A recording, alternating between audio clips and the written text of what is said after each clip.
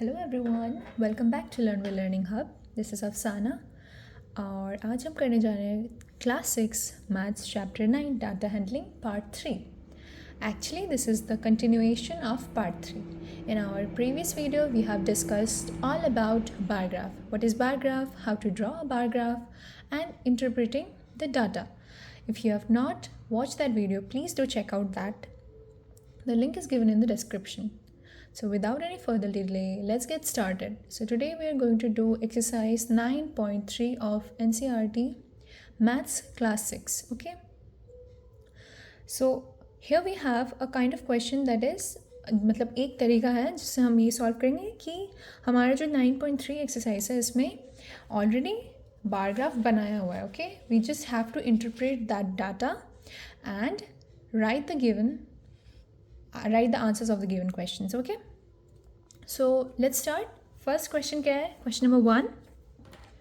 The bar graph given alongside shows the amount of wheat purchased by government during the year 1998 to 2002. तो ये जो bar graph बनाया गया हुआ है ये एक डाटा रिप्रेजेंटेशन है. कब का? यह क्या कि गवर्नमेंट ने वीट परचेज किया है during the year of 1998 to 2002. Read the bar graph and write down your observation. In which year was the wheat produced maximum? B. The wheat produced minimum. ठीक है, बस दो ही क्वेश्चंस है. सबसे पहले हम देखते हैं कि ये हमारा बार ग्राफ है. ओके, सो बार ग्राफ में in the horizontal axis we can see years. यहाँ पर ईयर्स दिए हुए हैं 1998, 99, 2000, 2001 और 2. And on the vertical axis we have wheat in 1000 tons. यहाँ पर 1000 टन्स में दिए गए हुए हैं. ओके, सो यहाँ पर स्केल भी है कि 1 unit length is equal to 5000 tons. ठीक है, मतलब कि 0 से 5 जो हमने ये मार्क किया है, so this represent 5 is equals to 5000 and 10 is 10,000 tons. Okay, so the wheat production maximum, in which year the wheat production was maximum. तो हमें यहाँ पर देख के पता चल रहा है कि जो बार जिस बार का हाइट सबसे ज़्यादा है that is the maximum production year. कौन से बार का सबसे ज़्यादा हाइट है? We can clearly see that is 2002. So maximum production was in the year 2002. The wheat production was minimum. Again come back to the bar graph. Now tell me कौन से bar का height सबसे कम है?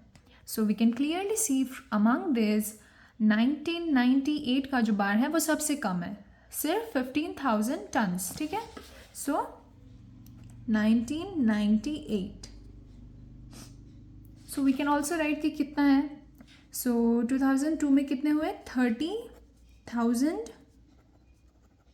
Tons and 1998 में 15,000 tons. Okay, let's move on to next question. Next question क्या है? It's again a bar graph. Okay, observe this bar graph which is showing the scale of shirts in a ready-made shop from Monday to Saturday.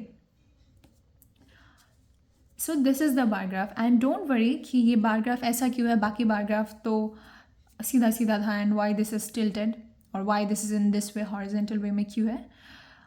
We can also represent bar graph in this way. Okay, पहला जो form हमने discuss किया था this one, ये vertical form of bar graph था. ठीक है, and this is just the horizontal form. See, this is only the vertical form को ही हमने हॉरिजेंटल फॉर्म में बनाया गया है. एक्सिस ऑपोजिट कर देने से वर्टिकल से हॉरिजॉन्टल बन जाता है. ओके, सो यहाँ पर क्या दिया गया हुआ है, जो हॉरिजॉन्टल एक्सिस है उनमें डेज दिए गए हुए हैं. ठीक है, कि कौन से दिन कितना सेल हो रहा है, और यहाँ पर हमारा न्यूमेरिकल वैल्यू दिया गया हुआ है number of shirts sold. So now we will see that कि यहाँ दिख रहा है हमें कि 1 unit length is equal to 5 shirts. ठीक है, मतलब this represents 5 shirt, 10 shirt, 15, 20 shirts like this. Okay, so now answer the following questions. पहला क्वेश्चन क्या है हमारा? What information does the above bar graph give? So इस डाटा से हमें क्या पता चल रहा है? क्वेश्चन में लिखा हुआ है the sale of shirts in a readymade shop from Monday to Saturday. This is the data. Okay, so हमें यही लिखना है the sale of shirts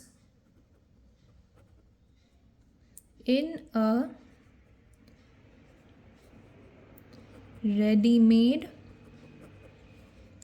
shop from Monday to Saturday.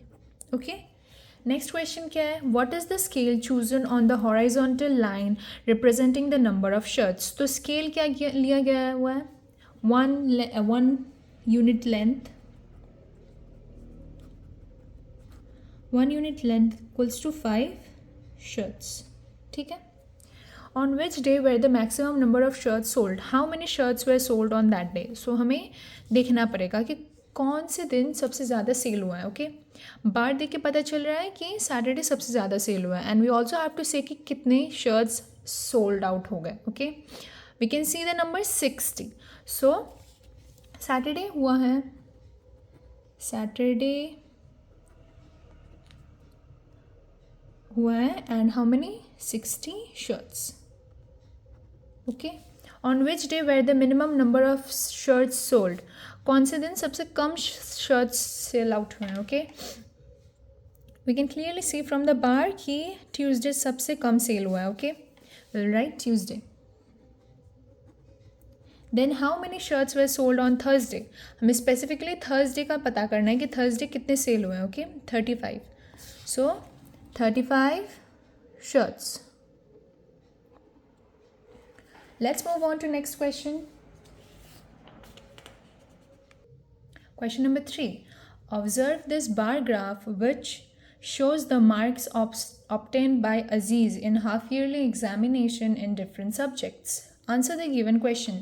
So ये एक बार ग्राफ है एक बच्चे का, अजीज़ का, जो उसने बनाया है अपने हाफ ईयरली मार्क्स को रिप्रेजेंट करने के लिए. ओके, इससे हमें क्लियरली पता चलता है कि कौन से सब्जेक्ट में सबसे ज़्यादा मार्क्स है, कौन से में कम है. Okay, you can also make this one for your own self और वहाँ से आप इम्प्रूवमेंट कर सकते हैं. Okay, let's get back to the question कि फर्स्ट क्वेश्चन क्या है? What information does the bar graph give? So इसमें क्या इंफॉर्मेशन दिया गया हुआ है? सो इसमें दिया गया हुआ है कि marks obtained in different subject by Aziz. Marks obtained by Aziz in different subjects. Okay. Name the subject in which Aziz scored maximum marks. कौन से सब्जेक्ट में उसने हाईएस्ट स्कोर किया है? बार में देखते हैं. हिंदी में सबसे ज़्यादा स्कोर किया है. ही स्कोर्ड 19 हिंदी में. Okay, name the subject in which he scored minimum marks. कौन से सब्जेक्ट में सबसे कम स्कोर किया है? बार देख के पता करते हैं. सोशल स्टडीज़ में कितना? 40. Social studies. Okay.